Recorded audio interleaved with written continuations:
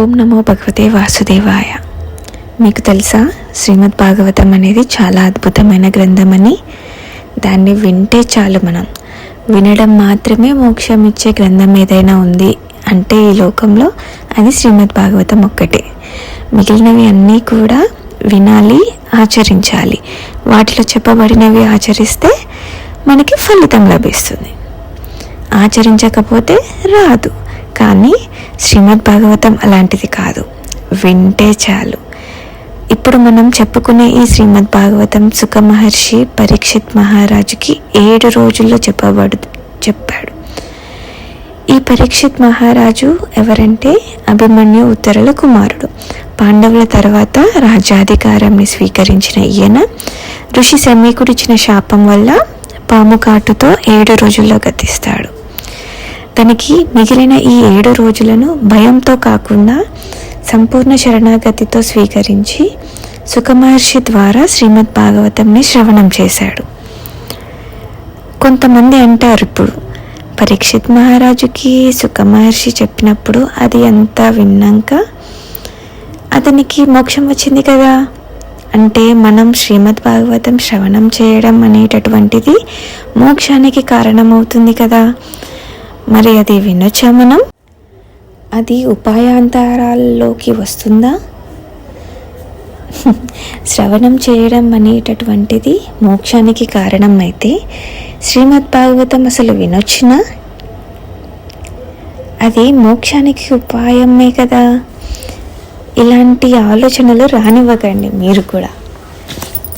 మోక్షానికి ఉపాయం అనే భావంతో కాకుండా సాక్షాత్తు శ్రీమన్నారాయణుడి యొక్క గుణానుభవం కోసం వింటున్నాం.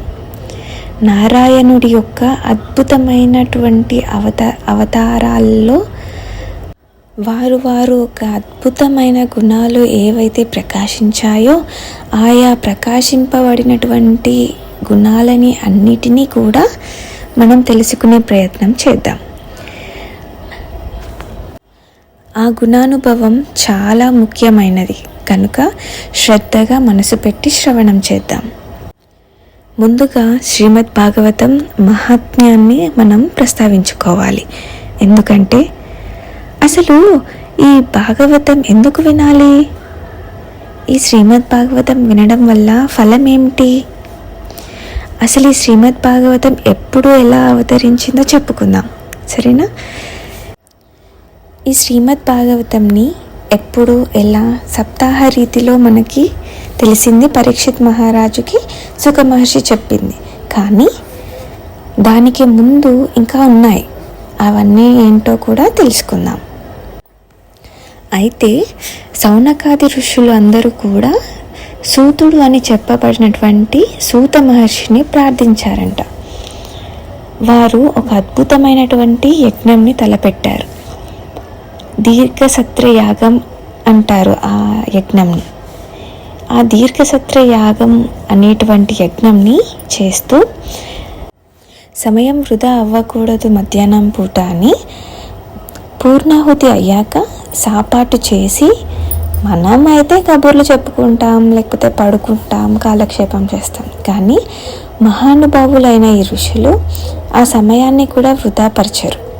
మరి ఏం చేయాలి అనే ఆలోచన వచ్చినప్పుడు సూత మహర్షిని ప్రార్థించారంట. అయితే ఈ సూత మహర్షిని, ఓ సూతుడా, మాకు పురాణాలని వినిపించవయ్యా అని వాళ్ళు ప్రార్థించారంట.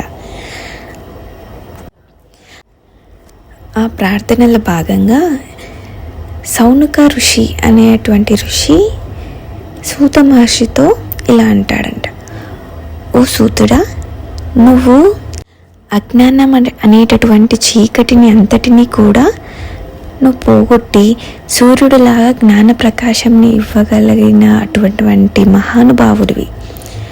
నాకు నా చెవులకు అమృతంలాగా ఉండేటటువంటి అద్భుతమైన కథలని వినిపించవయ్యా అని ప్రార్థించాడంట. లోకంలో విష్ణు భక్తులు అయినటువంటి వారు ఉంటారే, వాళ్ళు అందరూ కూడా భక్తి, జ్ఞానం, వైరాగ్యం అనేటటువంటివి కలిగి ఉండి వివేకంని బాగా పెంచుకుంటారు. అలా పెంచుకొని మాయని అంతటినీ కూడా తొలగించుకుంటారు, మాయని దూరం చేసుకుంటారు. అది ఎలా సంభవం అవుతుంది అని ప్రశ్నించారు ఈ సూత మహర్షిని. ఈ భక్తి జ్ఞాన వైరాగ్యాలన్నిటినీ ఎలా పెంచుకోగలుగుతాం? ఈ మాయని ఎలా దూరం చేసుకోగలుగుతాం? లోకంలో శ్రీ వైష్ణవులు అలా చేసుకోగలుగుతారే, అది ఎలా సాధ్యం? మాకు కూడా నువ్వు చెప్పాలయ్యా అని సౌనక మహర్షి సూతుడిని ప్రార్థించారు. అయితే ఆ సౌనక మహర్షి ఇంకా ఇలా అంటున్నారు, ఏంటని? శ్రేయసాం యద్ భవే శ్రేయ పావనానాం చ పావనం కృష్ణ ప్రాప్తికరం శశ్వత్ సాధనాం తద్వద అధునా అని అన్నారు. అంటే ఓ సుతుడా, శ్రేయసాం యద్ భవే శ్రేయ అంటే లోకంలో శ్రేయస్సులు అన్నిటికన్నా గొప్ప శ్రేయస్సుని కలిగించేటటువంటిది పవిత్రమైన వస్తువులు అన్నిటినీ కంటే పవిత్రమైనటువంటిది. అలాంటి వాటికి పవిత్రతను ఇచ్చేటటువంటిది ఏమిటి అంటే శ్రీకృష్ణుడే. శ్రేయస్సులన్నిటికీ శ్రేయస్సుని కలిగించేటటువంటి వాడు మహానుభావుడు కృష్ణుడే. పవిత్రమైనటువంటి వాటి అన్నిటికంటే పవిత్రమైనటువంటి వాడు శ్రీకృష్ణుడే. అలాంటి ఆ శ్రీకృష్ణుడి యొక్క చరణార విందాలకి చేరడానికి శాశ్వతమైనటువంటి సాధనం ఏదైనా ఉంటే చెప్పవయ్యా అని అంటారు ఈ మహర్షులు. అలాంటి ఆ కృష్ణుడిని చేరాలి మేము, ఆ కృష్ణుడిని పొందాలి మేము అని అంటారు. ఆ కృష్ణుడిని పొందింపచేసే ఉపాయం ఏదైనా ఉంటే చెప్పు సూతుడా అని అన్నారు. చెప్పగలిగేటటువంటి సామర్థ్యం ఉన్నవాడివి నువ్వే అని అంటారు. ఎందుకంటే లోకంలో ఇవ్వగలిగేటటువంటివి చాలా ఉంటాయి, కానీ భగవంతుని ఇవ్వగలిగేటటువంటి వాడు గురువు ఒక్కడే కదా. గురువుకి శిష్యుడి మీద అనుగ్రహం కలిగినంత మాత్రాన్నే ఆ గురువు యొక్క పరిపూర్ణ కటాక్షంతో వైకుంఠధామాన్ని చేరతాడు అతను, అంటే ఆ శిష్యుడు. కనుక ఓ సూత, మిమ్మల్ని మేము గురువుగా స్వీకరిస్తున్నాం అని అన్నారు ఈ సౌనకాది ఋషులు. మాకు అందరికీ కూడా ఆ వైకుంఠధామంని పొందేటటువంటి భాగ్యాన్ని కలిగించవయ్యా అని ప్రార్థించారు. అది పొందాలంటే ఏది శ్రవణం చేస్తే మేము పొందగలమో చక్కగా వినిపించవయ్యా అని ప్రార్థించారు. ఈ మాటలు విన్న సూత మహర్షి చాలా సంతోషించి ఈ సౌనకాది ఋషులతో ఏమన్నాడో మనం తర్వాత ఎపిసోడ్లో తెలుసుకుందాం. జై గోవింద.